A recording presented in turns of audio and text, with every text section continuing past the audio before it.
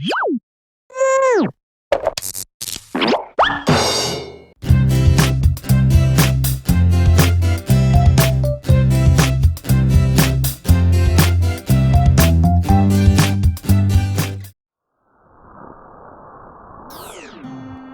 friends, are you wondering where I am? Well, I am in space. But hey, I have traveled 4.6 billion years back in time, exactly when our solar system was formed. Well, since we don't have that much time, let me fast forward the process and tell you about the formation of the solar system. Zoom in! It is believed that our solar system was formed when a cloud of dust and gas was disturbed by an explosion of a nearby star called the supernova. The star exploded with a bang, and its effect traveled in waves all around. These waves squeezed the cloud of dust and gas, resulting in its collapse. All the little pieces of matter that started out running away from each other got pulled back together by gravity. Soon the cloud began spinning at a tremendous speed. And there it was, a beautiful solar nebula in the making. Just for some extra information, a solar nebula is a large cloud of gas and dust from which the sun, planets and other solar system bodies like asteroids, meteors and moons were formed. Okay, so let's now continue from where we left off. When the spinning slowed down, the center of the solar nebula became hotter and denser, which was surrounded by a disk of gas and dust that was cool at the edges. At the heart of the nebula, there was a ball of hydrogen gas whose pressure and temperature became quite huge, and the particles began to fuse together. There it was, a new powerful star coming into being. Yes, that was our sun, shining like a fiery ball. There were infinite number of particles that began to stick together and form clumps. Some clumps got bigger and bigger and bigger, forming planets and moons. Aha! So now you know how the planets were born, isn't it? It is also believed that since the center of the solar nebula was hot, it was easier for some planets to form in there, like Mercury, Venus, Earth, Mars, and Jupiter. The rest of the cold planets like Saturn, Neptune, Uranus, etc. were formed at the edges. Trivia time! Did you know that the Sun takes up 99% of the solar system's mass? This means that we are technically living inside the atmosphere of the Sun. The rocks that belong to Mars have been found on Earth. And guess what? We didn't bring them here. Does that make you raise your eyebrows? Huh? Time for me to get back to Earth.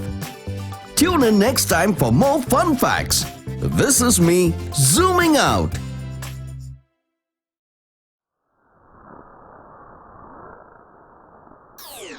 Hey friends, wondering where I am, right? Well, I am in space. And do you know what that is? That is our galaxy, and it's called the Milky Way. Do you see that? That bright light is our solar system. That's where we live. Come, let's take a closer look at our solar system. Zoom in! This is how our solar system looks like, with planets revolving around the Sun. The Sun is the main source of light for all the planets. Our solar system has 8 major planets. Mercury. Mercury is the closest planet to the Sun. A year in Mercury is 88 days long. And you know what? You will see Mercury from Earth in the year 2016. Venus. Venus is the second planet from the Sun. And it is the hottest planet in the solar system. That's because it has high amount of carbon dioxide, which traps heat inside it. Earth. This is my favorite planet, for obvious reasons of course. Earth is a unique planet with suitable climatic condition, landforms and water bodies, which support life in all forms.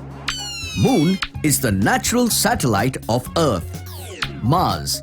Mars is often known as the red planet because of its reddish appearance. It is home to some of the largest dust storms, which can continue for months and cover the entire planet.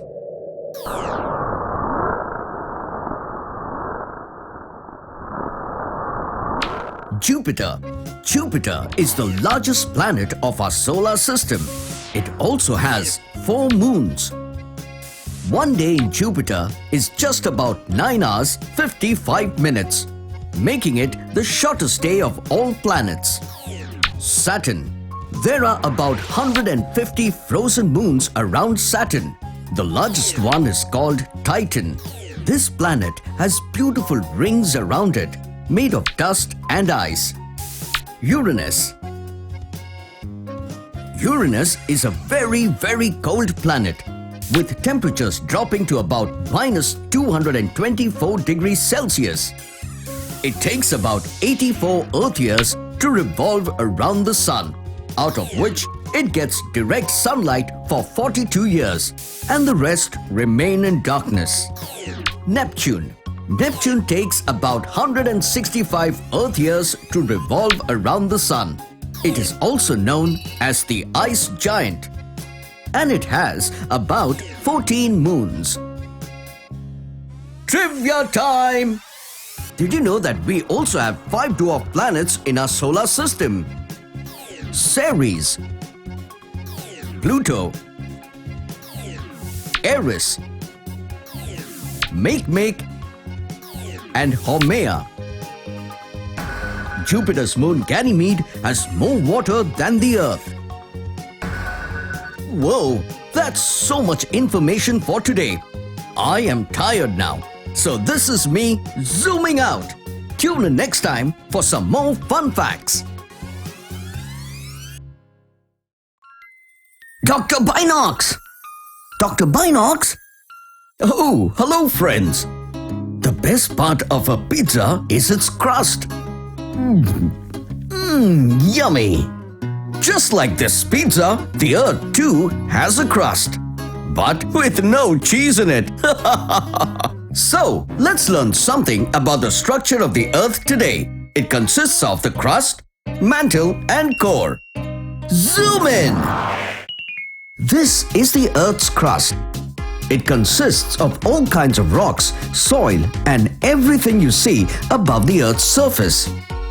You will be surprised to know that the crust, that is the land on which we walk, is almost 3 times thicker than the crust under the oceans.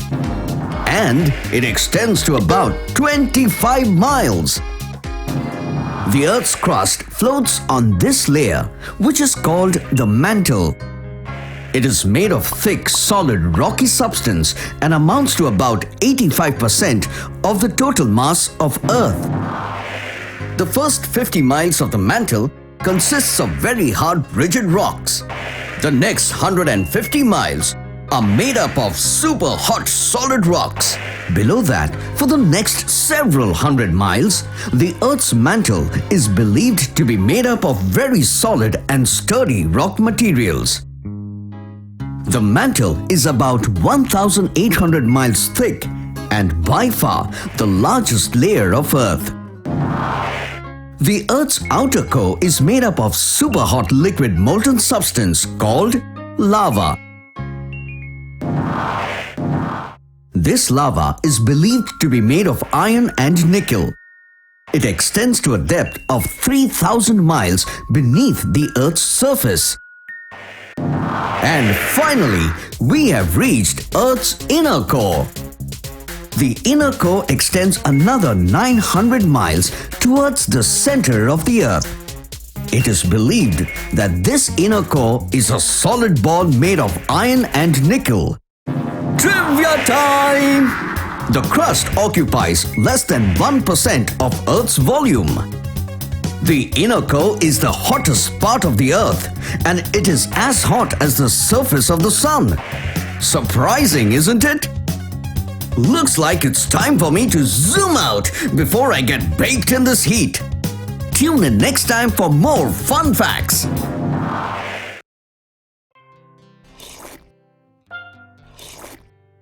Whoa! You're laughing, right? Watching me tumble like that? Are you? Oh, no, go ahead. But hey, do you know what just happened? Whoa! There we go again! Well, this is nothing but an earthquake. A small one indeed. Come, let me tell you about earthquakes today. Zoom in! The surface of the Earth is like a jigsaw puzzle. Yes, it's not a single piece of land, but approximately 20 pieces of a puzzle that constantly move. But you don't feel it because they move quite slowly. Each one of those puzzle pieces are called tectonic plates. So, whenever those plates hit, bump, or slide past another plate, an earthquake is caused. The surface where these plates slip is called the fault or the fault plane. So, when do you think it happens? Well, it happens all the time. But hey, don't be scared. Most of the times, we don't feel the quakes as they are too small to reach us. But sometimes they are so strong that they can be felt over 1,000 miles away. The place where the earthquake originates is called the hypocenter, and the place where it occurs on the Earth's surface is called the epicenter. There are 3 types of earthquakes. Convergent boundary.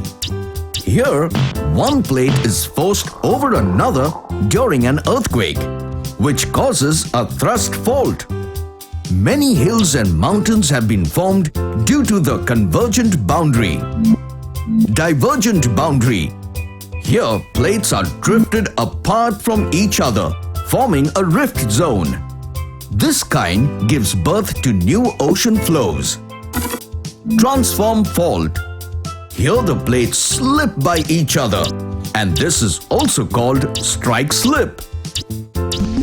So, earthquakes are nothing but the shaking, rolling, or a sudden shock of the Earth's surface. Now you know that whenever the Earth is stressed or angry, it shakes and grumbles. Don't be scared. I was just kidding. Trivia time! The instrument used by scientists to measure the intensity of earthquake is known as a seismograph. A tsunami is caused when earthquakes occur underwater. Whoa! Yikes! I need to rush before I tumble again. So this is me zooming out.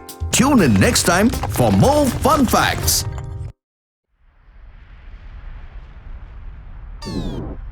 Oh, hello friends. Oh. Are you wondering what this is? Well, it's the molten lava that comes out from a volcano. Come, let me tell you what a volcano is. Zoom in! I'm sure you've seen mountains that open up and blurt out thick molten semi-solid like substance. Well, that's called a volcano. Let's learn more about it.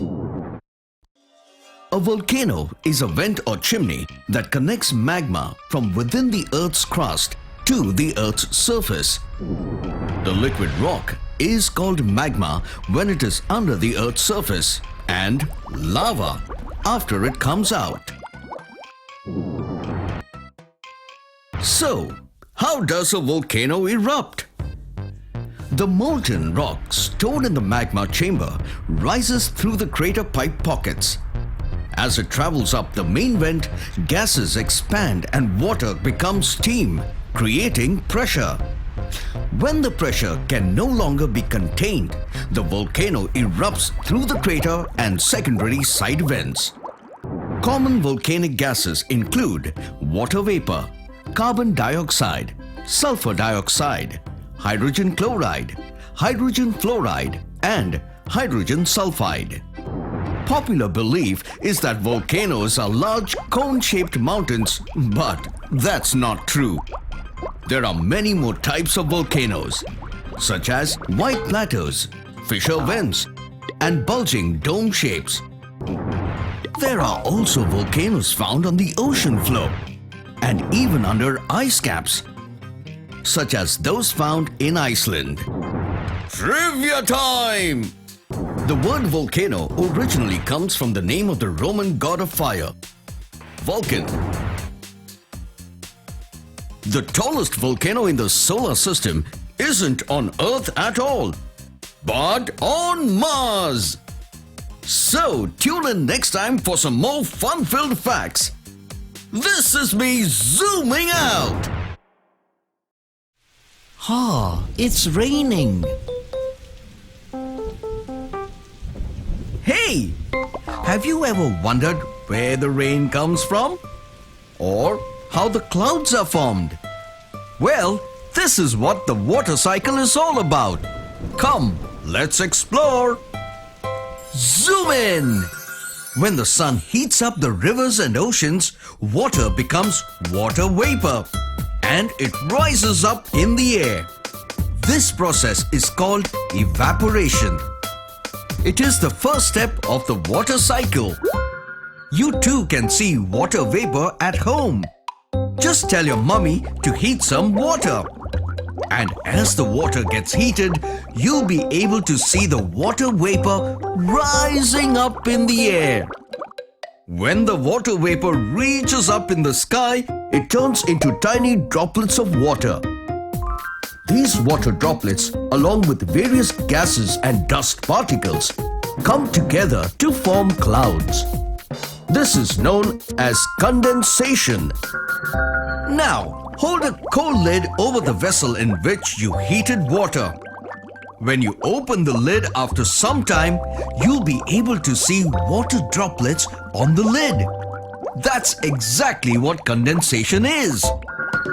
When the cloud becomes too heavy and it cannot hold any more water inside, it bursts open to give out rain, hail, or snow. This is known as precipitation. As it rains, water gets collected in oceans, lakes, and rivers. It even seeps through the soil and becomes groundwater. Thus, water cycle is a continuous process of evaporation, condensation, and precipitation. Trivia time! Did you know that even plants sweat? That's called transpiration. That's why it rains more in places with more trees, like hill stations and forests. Sometimes snow directly turns into water vapor without melting into water. That's called sublimation. This happens a lot in cold countries. Oh, I need to run now. It's raining again. So this is me zooming out. Tune in next time for some more fun facts.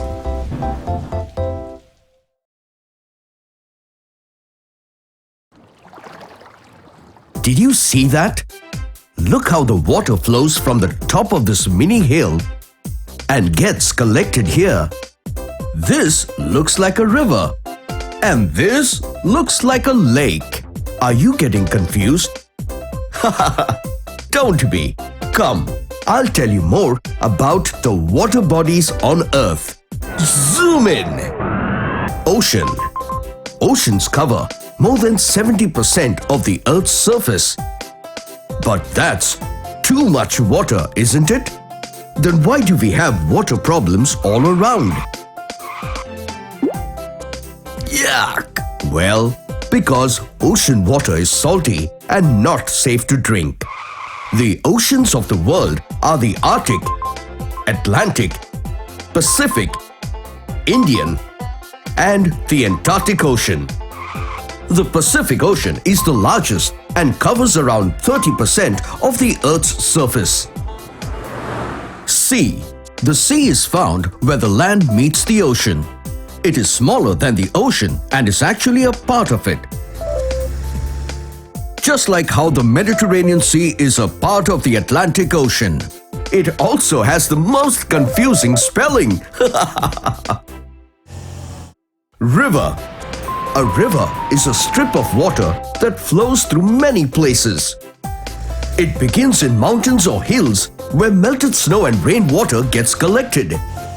The beginning of a river is called the source, and the end is known as the mouth. And there's some good news for you. Rivers contain fresh water. Well, by fresh water I mean water that is suitable for you to drink. River Nile is the world's longest river, which passes through 7 countries, Egypt being one of them.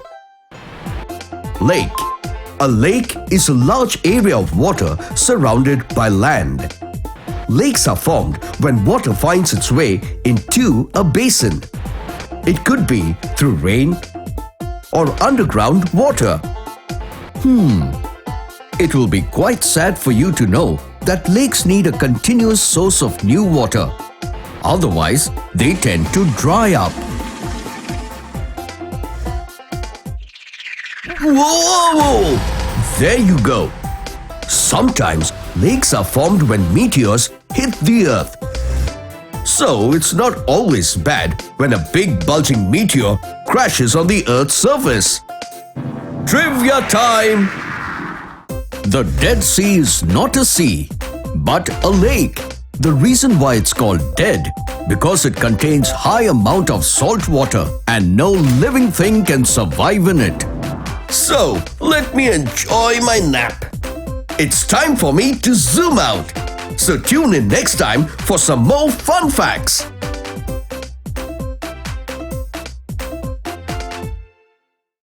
Yoo-hoo! There goes Mr. Deer. Oh, and there's Mr. Crow. Hey, Mr. Deer, how do you do? I'm good. What about you? Hey there, meet Mr. Deer and Mr. Crow. No, don't get confused. They are nothing but the shadow of my hands. Come, let me tell you more about shadows. Zoom in! Shadow is nothing but the light that cannot pass through an object. But hey, you can only see shadows of objects that are visible to eyes. For example, a tree will have a shadow, so will you and I. But not air and water, because light can pass through them. You can have multiple shadows. It all depends on the number of light sources. The more the number of lights, the more shadows you will have. Oh, there goes Mr. Deer again. Hey! You got to see how Mr. Deer changes in size. There's a reason behind it. When I move the lights away from my hand, the shadow becomes smaller in size. And when I bring the light source near, the shadow becomes large. When you put the light source just over the object, you get the shortest shadow. Whoa! Mr. Deer looks so small now. Now you know that the size of a shadow depends on the distance between the light source and the object. It's hard for many to believe that light travels in a straight line. Yes, it's true. Light cannot bend or turn around that object to light up the area behind it. Trivia time! When there were no clocks, people used to estimate time using the sun clock. A shadow cast by the Earth on the moon results in a lunar eclipse, the source of light being the sun. So this is me zooming out. Tune in next time for more fun facts.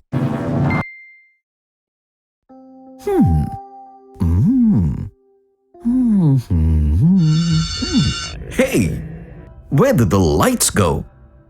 Is it night already? No, Dr. Binocs. Something just hit the sun. It's scaring me. Oh, don't worry, buddy. This is nothing but the eclipse. Here, take these glasses. Hello, friends. Thanks for passing by. As you can see, the sun's got hidden and it's really dark out here. Do you know what it is? Don't worry. It is nothing but the solar eclipse. Come, let me tell you something about the solar eclipse today. Zoom in. A solar eclipse occurs when the moon comes in between the earth and the sun, causing a shadow of the moon to fall on certain portions of the earth. From these locations, it appears as if the sun has gone dark. Since the moon is very small in front of the sun, it only blocks a part of it. Hence, a solar eclipse cannot be seen from every part of the earth, but only from the locations where the shadow of the moon falls. So, buddy, no reason to get scared now, is it? No, Dr. Binocs, not at all.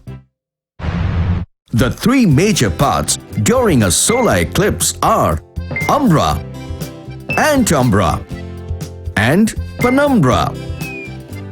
The umbra is the portion of the moon's shadow where the moon completely covers the sun. This is when the total solar eclipse occurs, where you cannot see the sun at all.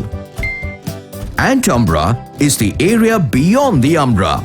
Here the moon is completely in front of the sun, but doesn't cover the entire sun. The outline of the sun can be seen around the shadow of the moon. And that is when you see the annular solar eclipse. Penumbra is the area of the shadow where only a portion of the moon is in front of the sun. This is when the partial solar eclipse occurs, which lets you see only a part of the sun. You could see how the solar eclipse works in your homes. Take these two balls. The bigger blue ball is the Earth, and the smaller white ball will represent the moon. Place them like this and light up the torch. The torch will be our sun. There, you just got a homemade solar eclipse. Amazing, isn't it? Trivia time! One should never watch the solar eclipse with bare eyes because of the harmful UV rays. The longest a total solar eclipse can last is 7.5 minutes. So now, if day suddenly turns into night, you would know it is the solar eclipse. This is me zooming out. Tune in next time for more fun facts.